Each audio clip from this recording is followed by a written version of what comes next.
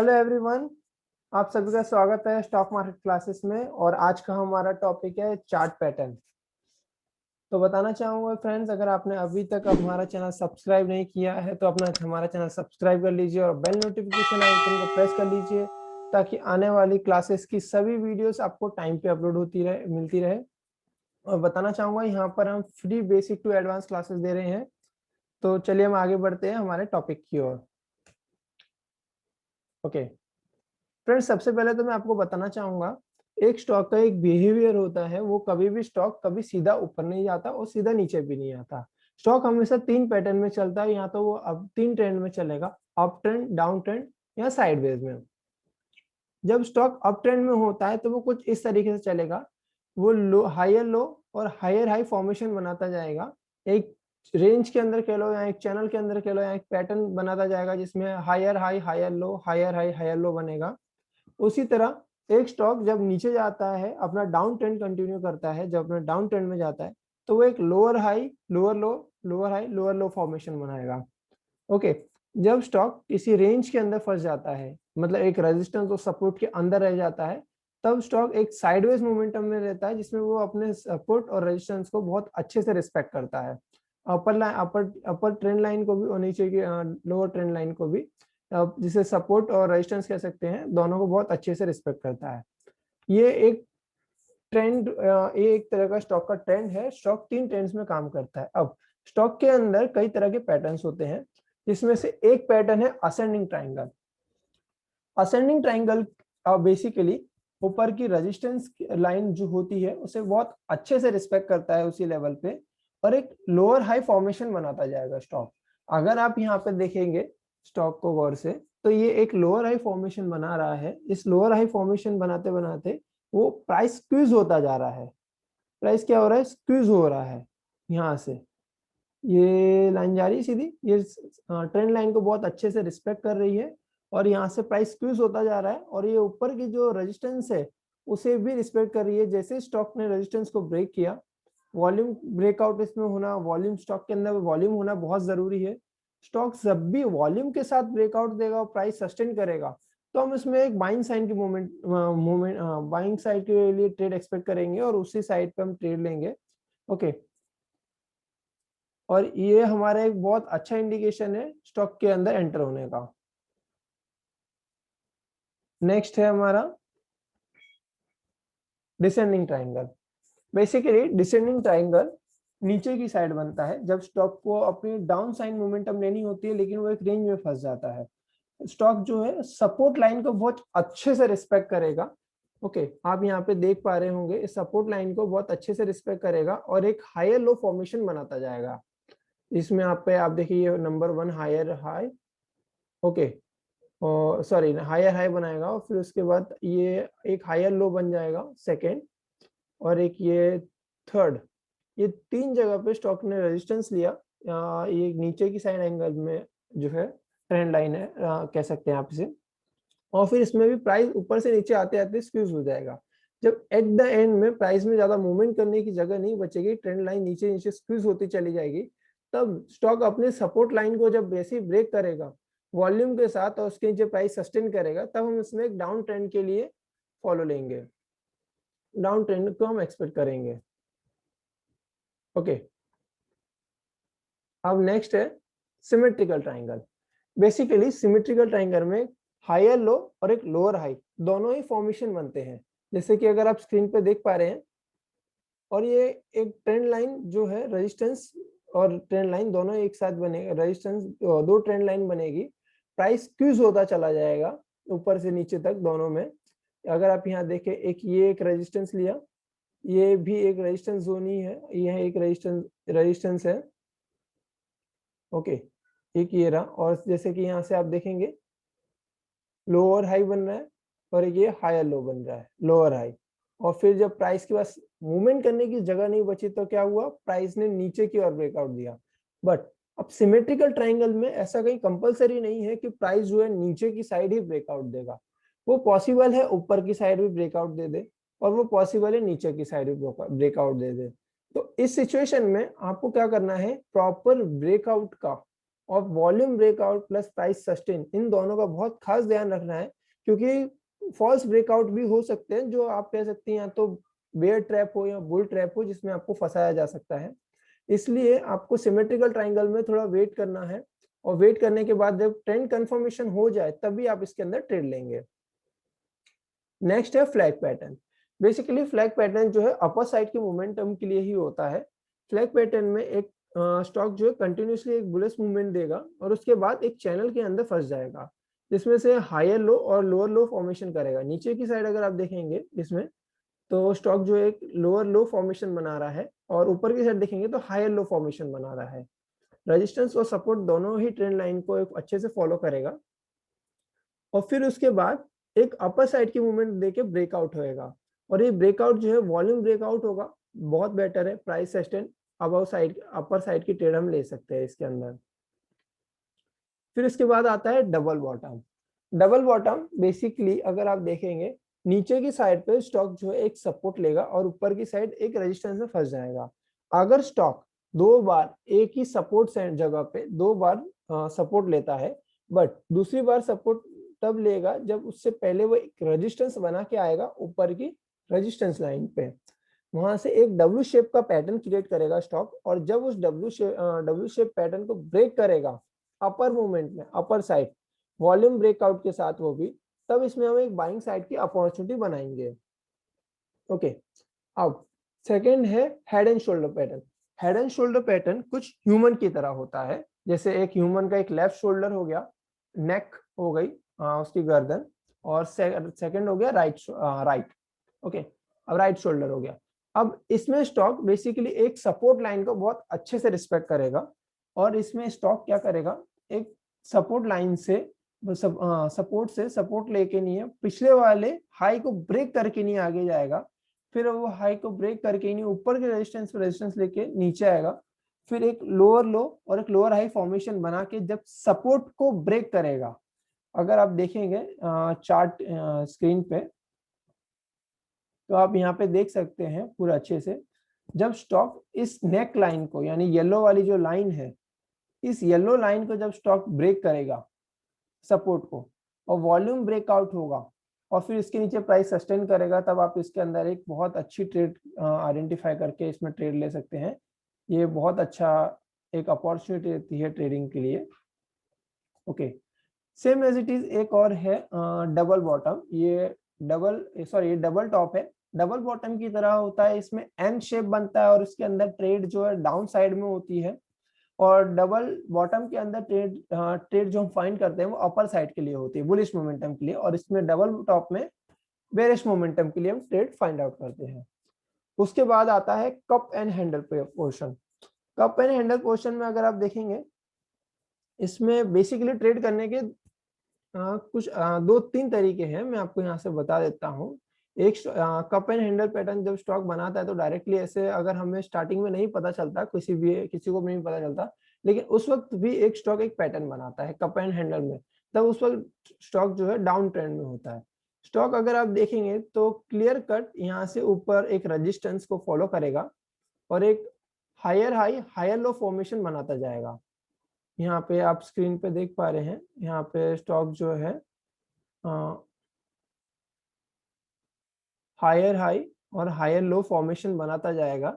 इसे आप एक कह सकते हैं एक पैटर्न कहिए या एक चैनल के अंदर ट्रेड करेगा, जिसमें एक बहुत अच्छा लो बनाएगा, जिसे आप स्विंग ट्रेडिंग के लिए यूज कर सकते हैं। बेसिकली इंट्राडे में तो कप एंड हैंडल अगर आप लेते हैं तो आई डोंट नो आपको इतनी जल्दी इतनी मूवमेंट किसी स्टॉक में मिलेगी। अगर मिलेगी तो निफ्टी या बैंक निफ्टी में भले मिल सकती है, इंडाइसिस में, बाकी स्टॉक के अंदर इतनी जल्दी ऐसी मूवमेंट नहीं मिलेगी, बट ये आपको वन डे टाइम फ्रेम में किसी स्टॉक के अंदर पैटर्न मिल जाएगी।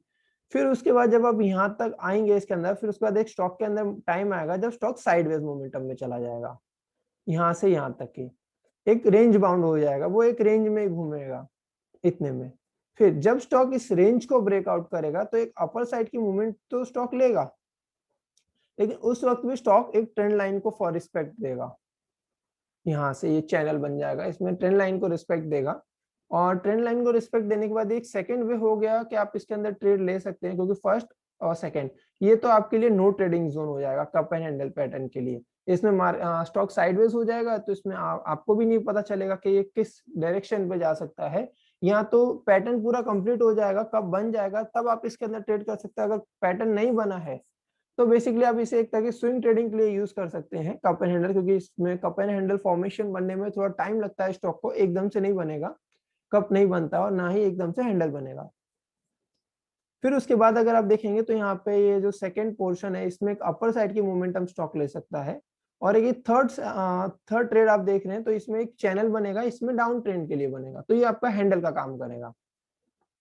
ओके, जब इसमें ये हैंडल का काम करेगा तो यहाँ पे हैंडल के ब्रेकआउट होने के बाद, यानी ये जो ट्रेंड लाइन आ रही, रेजिस्टेंस लाइन आ रही, इस रेजिस्टेंस लाइन के ब्रेकआउट होने के बाद यहाँ पे आप उसमें एक बाइंग साइड की पोजीशन बना सकते हैं।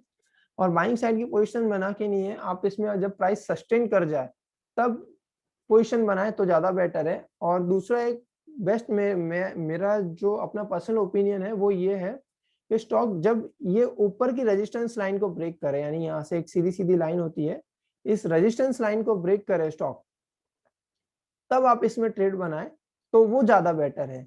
क्यों? क्योंकि ये एक रेजिस्टेंस यहाँ पे ये बहुत हैवी रेजिस्टेंस है, इसी जगह से रेजिस्टेंस लेके स्टॉक नीचे आया था, फिर एक इसी जगह पे आएगा आके स्टॉक यहाँ पे एक पोर्शन रेजिस्टेंस लगेगा, यहाँ से फिर नीचे जा रहा है, मतलब ये लॉन्गर टाइम फ्रेम में एक हैवी रेजिस्टेंस है और जहां से रेजिस्टेंस लेके स्टॉक नीचे आया था। अब यहाँ पे एक बात हमेशा याद रखना आप लोग कि जो हायर टाइम फ्रेम है, यानी 1 डे टाइम फ्रेम हो गया, वीकली हो गया, मंथली हो गया, bigger time frame always rule on smaller, मतलब बड़ा टाइम फ्रेम जो है ऑलवेज रूल करेगा स्मॉलर टाइम फ्रेम पे। तो स्मॉलर टाइम फ्रेम का सपोर्ट और रेजिस्टेंस ब्रेक करना मार्केट के लिए कोई बड़ी बात नहीं है, लेकिन बिगर टाइम फ्रेम का स्टॉक सपोर्ट और रेजिस्टेंस या चैनल हो गया या कोई पैटर्न हो गया, जब ब्रेकआउट होता है उसका, तो उस डायरेक्शन की ट्रेड काफी अच्छी होती है और उसको वो रिस्पेक्ट भी ज्यादा करता है, ब्रेकआउट करता है तो बहुत अच्छी मोमेंटम आती है बेसिकली उस स्टॉक में या उस इंडेक्सेस के अंदर। ओके, ये हो गया कप एंड हैंडल। सेम इसी तरह है एक राउंडिंग बॉटम। राउंडिंग बॉटम में भी आप उसी तरीके से ट्रेड ले सकते हैं जैसा मैंने आपको कप एंड हैंडल में बताया। अगर पैटर्न पूरा बन जाता है उसके बाद आप ट्रेड लेते हैं तो बेसिकली वो तब भी अच्छा रहेगा। और अगर पैटर्न पूरा नहीं बना कंप्लीटली, आपको स्टार्टिंग में अगर ट्रेड दिख रहा है कि हाँ यहाँ पे आ गया स्टॉक मेरा और यहाँ पे एक रेजिस्टेंस लाइन पे रेजिस्टेंस ले रहा है, जब रेजिस्टेंस ले रहा है यहाँ पे मैं ट्रेड ले सकता हूँ, ये तो ये हायर हाई और हायर लो फॉर्मेशन बना रहा है तो हायर हाई पे आप ट्रेड ले सकते हैं हायर लो के लिए। तो इसी तरह आप यहाँ पे सेकंड ट्रेड जब जो लोअर हाई लोअर लो ले रहा है तो आप लोअर लो पे ट्रेड ले सकते हैं लोअर हाई के लिए, मतलब अपर मूवमेंट के लिए। तो इस तरीके से आपको ट्रेड ले सकते हैं। ओके, अब नाउ आपको करना क्या होगा, ये आपको कुछ चार्ट पैटर्न्स जो है आपको अपने जो चार्ट है आप अपने ब्रोकर के चार्ट यूज कर सकते हैं, जो भी आपके पास ब्रोकर है उसमें आपको ये चार्ट पैटर्न्स ओपन करने पड़ेंगे, चार्ट ओपन करना पड़ेगा और उसके अंदर एक पैटर्न फाइंड आउट करना है। पैटर्न फाइंड आउट करके आपको उसमें कोशिश करनी है पैटर्न्स को ड्रॉ करने की, उन पैटर्न्स को समझने की और उस पैटर्न को trend line resistance support market कैसे रिएक्ट कर रहा है, किस तरीके से उसको रिस्पेक्ट दे रहा है, वो आपको उसका स्टॉक का बिहेवियर आपको समझना पड़ेगा। अब जैसे कि हम कुछ चलते हैं चार्ट की ओर चलते हैं स्क्रीन पे, बेसिकली अगर आपको दिख रहा होगा ये क्रूड ऑयल का मे फ्यूचर्स का चार्ट है। अब जैसे कि मैंने आपको बताया था कोई भी स्टॉक सीधा सीधा ऊपर नहीं जाता, सीधा सीधा नीचे भी नहीं आता। तो मैं यहाँ से आपको कुछ एग्जांपल दे देता हूँ। जैसे कि ये एक एग्जांपल मैं बता देता हूँ, ये हो गया आपका, ये क्रूड ऑयल का है, यहाँ से आप ये देख सकते हैं। अब स्टॉक ने क्या करा, यहाँ से एक लोअर लो से लोअर हाई, फिर लोअर लो, फिर लोअर हाई, फिर लोअर लो, फिर लोअर हाई के लिए। अब मेरा ये जो व्यू है, अगर मैं इसको कहूँ, ये 10 मिनट टाइम फ्रेम का है, अगर आप इसमें देखें स्टॉक ने इसी लाइन को ब्रेक कर दिया, अगर ब्रेक करके नीचे आया है, रेजिस्टेंस को सपोर्ट ब्रेक कर दिया है, तो बट ऑब्वियसली स्टॉक के अंदर मूवमेंट बहुत अच्छी आएगी क्योंकि सपोर्ट ब्रेक हुआ है, और अगर रेजिस्टेंस ब्रेक होता है तो भी बहुत अच्छी मूवमेंट आएगी। अब यहाँ पे आप देखो इसी जगह की अगर हम बात करें, हाई यहाँ पे आप देखेंगे, सॉरी ये लोअर हाई है लोअर लो, और ये पीछे वाला ये हायर लो था और हायर हाई फॉर्मेशन चल रहा था, ये डाउन ट्रेंड में है तो हम इसे लोअर हाई और लोअर लो फॉर्मेशन कहेंगे। Sorry for that my mistake. अब ये एक ये हो गया, ये एक एक ये लगभग चैनल हो गया, फिर इस चैनल के बाद में स्टॉक इस जगह में ये जो फ्यूचर्स का क्रूड ऑयल है वो लगभग लगभग यहाँ पे साइडवेज आ गया है, इस जगह पे एक रेंज बाउंड हो गया। फिर क्रूड ऑयल ने यहाँ पे रेंज को ब्रेकआउट दिया, ऊपर प्राइस सस्टेन किया। फिर यहाँ पे अगर यहाँ से ये देखो तो जब उसने यहाँ से ब्रेकआउट दे दिया तो इसी जगह को ब्रेकआउट देने के बाद में तो इसकी एक सपोर्ट लाइन बन गई, वो सपोर्ट लाइन को फिर से रिस्पेक्ट कर रहा, फिर ऊपर चला गया। अब अगर हम यहाँ पे देखें, क्रूड ऑयल इस जगह पे एक सपोर्ट बना रहा है, गौर से देखिएगा, इस जगह सॉरी रेजिस्टेंस बना रहा है, और इसी जगह पे प्रीवियस में एक सपोर्ट और रेजिस्टेंस का लेवल भी काम कर रहा है। मैं आपको दिखा देता हूं, ये वेट अ मिनट, मैं आपको दिखा देता हूँ। 1 2 3 और एक ये हो गया 4, फिर एक ये 5 6 7। मतलब आप देख सकते हैं कि जो इसका रेजिस्टेंस लेवल है वो मैंने रिसेंट को लेके ड्रॉ किया है, लेकिन आप देखिए कि ये पास्ट में यानी पिछले डेटा में किस तरीके से इस लेवल को रिस्पेक्ट कर रहा है। और यहाँ पे आप देखिए ये एक तरह का आपका ये डबल बॉटम बनता अगर यहाँ पे स्टॉक जो है ब्रेकआउट दे देता है। ये देखिए ब्रेकआउट नहीं दिया, इसी लेवल को उसने फिर से रेजिस्टेंस लिया और फिर यहाँ पे ब्रेकआउट दिया। और जब भी जैसे क्रूड ऑयल ने ब्रेकआउट दिया तो ये कहां से कहां तक की मूवमेंट लिया, आप कह सकते हैं 4786 से अप्रोक्सीमेटली जो मोटा मोटा इसने हाई बना है अपना, वो 4877, यानी अप्रोक्सीमेटली हम कहें तो 95 पॉइंट्स की मूवमेंट है। और आप अगर ये कहें कि 95 पॉइंट्स की मूवमेंट और क्रूड ऑयल के अंदर एक पॉइंट 100 रुपए का है, तो अब आप सोच लीजिए कि कितना बड़ा इसके अंदर प्रॉफिट होता। ब्रेकआउट की बात करें, ब्रेकआउट पे इतना बड़ा प्रॉफिट होता। तो इसी तरह अब आप लोग को करनी है कुछ प्रैक्टिस, अपने ब्रोकर की चार्ट स्क्रीन ओपन करनी है।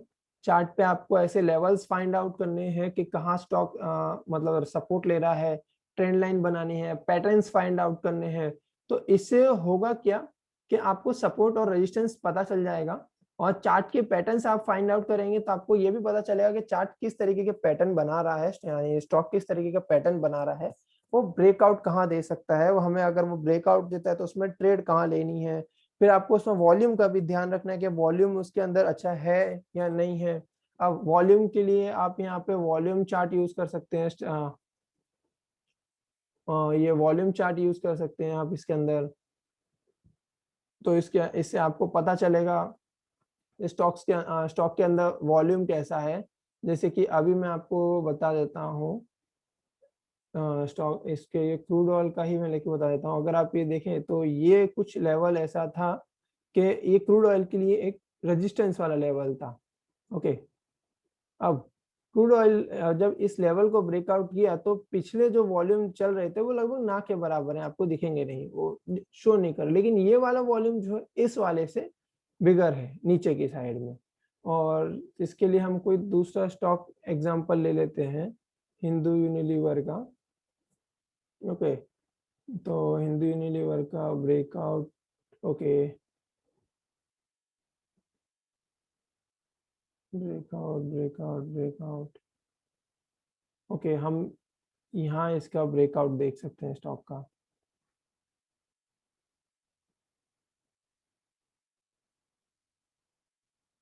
कहाँ गया, ये रहा।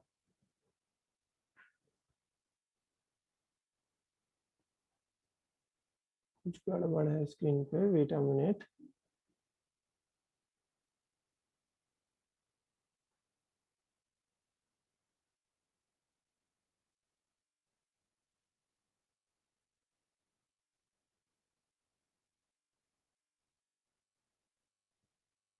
हिंदू यूनिलीवर का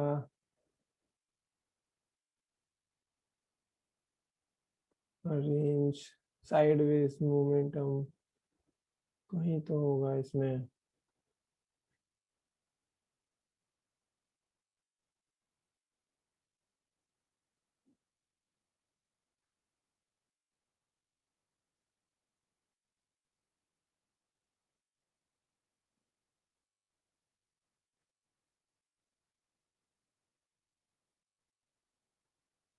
बेसिकली आप अगर यहाँ देखो, हिंदू यूनिलीवर इस रेंज में कई दिनों तक रहा। वहां पे वॉल्यूम इतना कुछ खास नहीं था, लेकिन जैसे स्टॉक ने इस लेवल को, रेजिस्टेंस लेवल जो था इसका ब्रेकआउट किया, इसके अंदर वॉल्यूम इंक्रीज हुआ, और डे बाय डे जैसे जैसे वॉल्यूम इंक्रीज होता चला गया, स्टॉक की मूवमेंट भी यहाँ से 781 से लगभग 943 तक हो गई। अब यहाँ पे आके इसके अंदर एक प्रॉफिट बुकिंग आई, तो बट ऑब्वियस सी बात है कि उसके अंदर एक सेलिंग प्रेशर आया, प्रॉफिट बुकिंग आई, इसलिए स्टॉक का प्राइस गिर गया वहां से कुछ टाइम पे, पर वो परमानेंट नहीं था। ओके, अब आपको जाना है अपने ब्रोकर्स के जो भी आप चार्ट यूज करते हैं वहां पे जाइए, प्रैक्टिस कीजिए, सपोर्ट एंड रेजिस्टेंस से फाइंड आउट कीजिए, प्लस और क्या बोलते हैं, आप अपने चार्ट पैटर्न्स फाइंड आउट कीजिए। ओके, तो इससे आपको प्रैक्टिस होके ही आपको धीमे धीमे आगे आएगा। और मैं बताना चाहूंगा, अगर आपके पास कोई डीमेट अकाउंट नहीं है तो आप अपना आज ही फ्री डीमेट अकाउंट ओपन कर सकते हैं।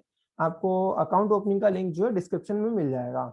ओके, और आई होप आप लोगों को ये जो वीडियो है वो पसंद आई होगी। अगर आपको वीडियो अच्छी लगी तो प्लीज चैनल को लाइक, सब्सक्राइब और शेयर जरूर कीजिएगा।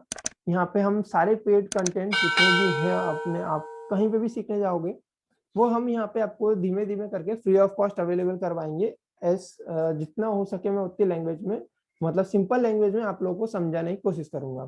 Okay, thank you so much, have a good day.